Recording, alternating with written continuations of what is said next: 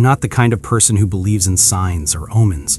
I grew up in a small southern town where, in the evenings, neighbors sit on their porches and talk about the weather. When something creaks at night, people blame the wind first, not the supernatural.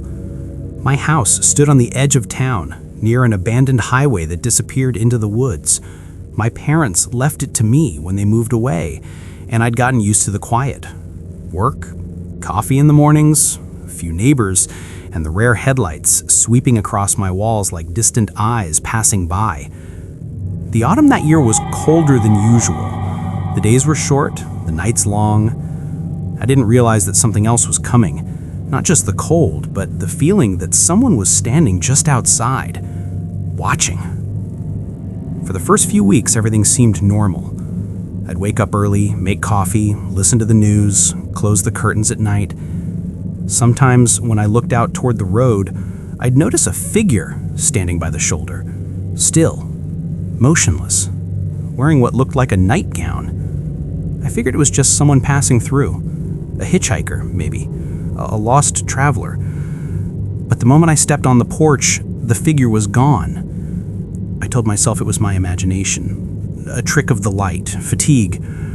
But then she started appearing more often, not during the day, never in the morning, always between 11 and midnight, and always in the same exact spot, right where the road curved, and my old mailbox leaned to one side. She stood turned slightly toward the house, her dark hair hanging forward, face half hidden.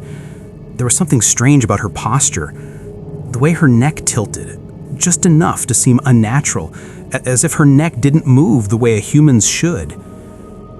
One night I decided to step outside. The air was cold and the wind restless, carrying that dry autumn smell. She didn't move, didn't flinch. I blinked once, and she was gone. Just gone. Days went by, and she kept getting closer. At first she stood near the road, then by the mailbox, then on the dirt path that led straight to my porch. Her movements weren't human. She didn't walk or turn, she simply appeared closer each night, like time itself was skipping whenever I wasn't looking. Sometimes I thought I could see her neck, too long, stretching upward as though her head floated a little higher each time. I set up a small security camera on the porch. Cheap, but enough to reassure myself that I wasn't losing it. The next morning I played the recording. At 2:03 a.m., the footage flickered. A dark vertical blur slid across the screen, and for a fraction of a second, a shape appeared. A thin, elongated head rising from the bottom of the frame. Then static.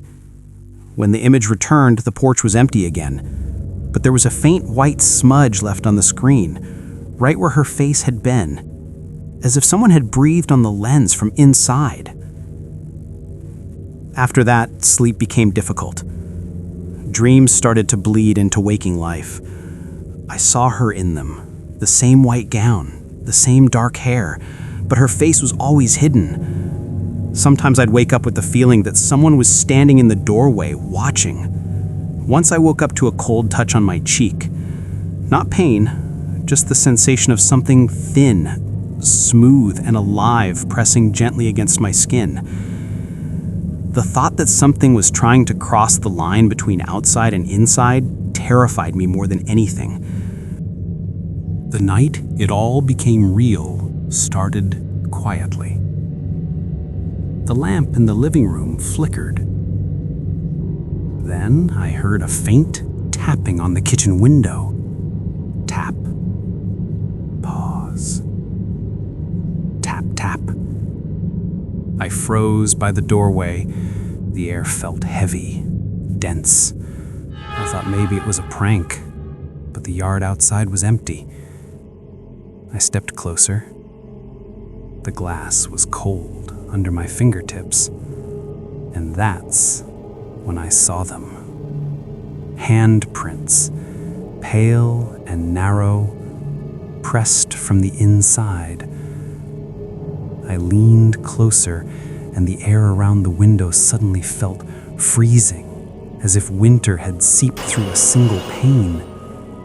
The fingerprints were impossibly long, twisted almost like claws. I stepped back, and then I saw her. She was outside, standing right by the window.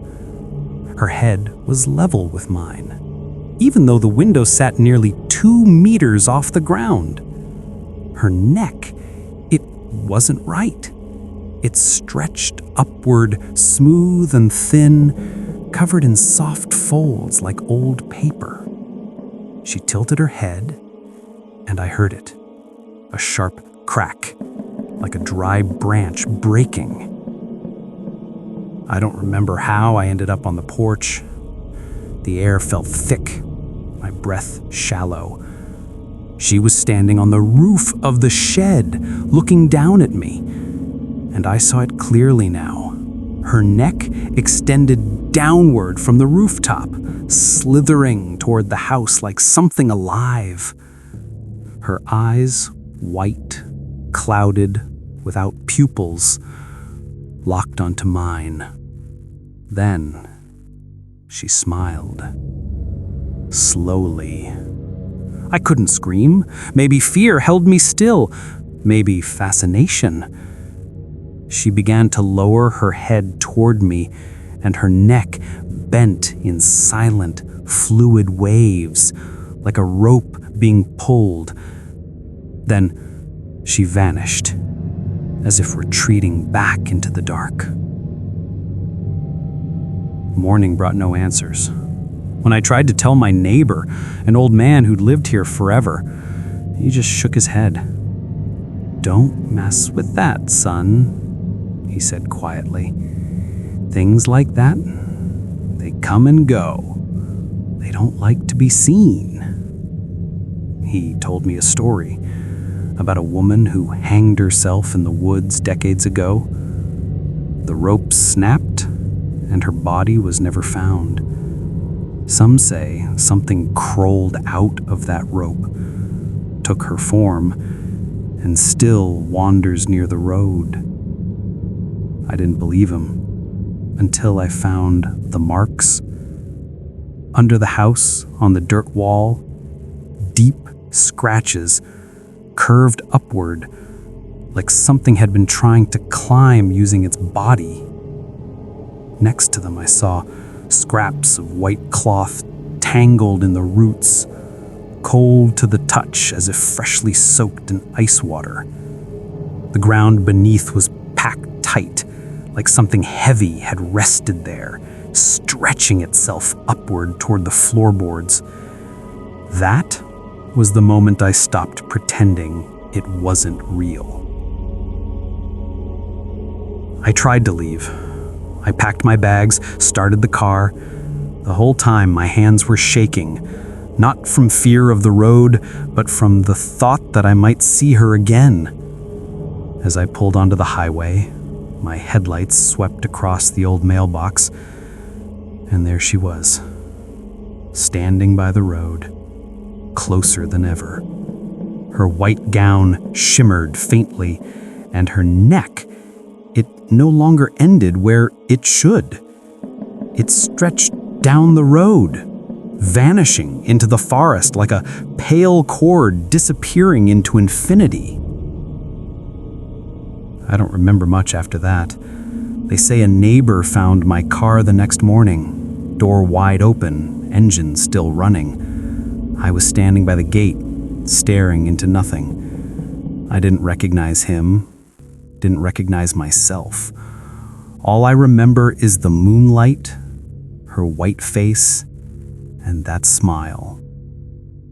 They told me I was laughing when they found me, laughing quietly, as if something had whispered a joke only I could hear. Months later, I moved away. Another state, another house, new windows, thicker curtains. But sometimes, late at night, when the glass catches just the right reflection, I see a faint white line of light in the corner of the window. And in that reflection, something dark moves. If I keep looking long enough, I start to hear it, a quiet scraping, like a slow breath.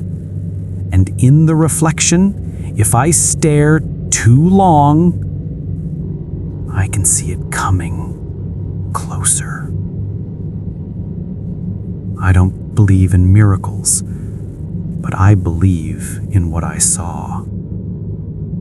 So, if you ever find yourself driving down a lonely road at night and you notice a figure standing by the roadside, just keep driving. Don't slow down.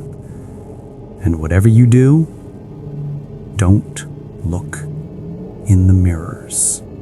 Sometimes our attention is all it takes.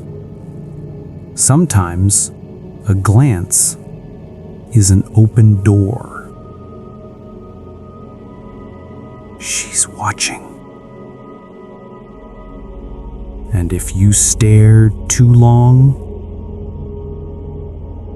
she'll smile back.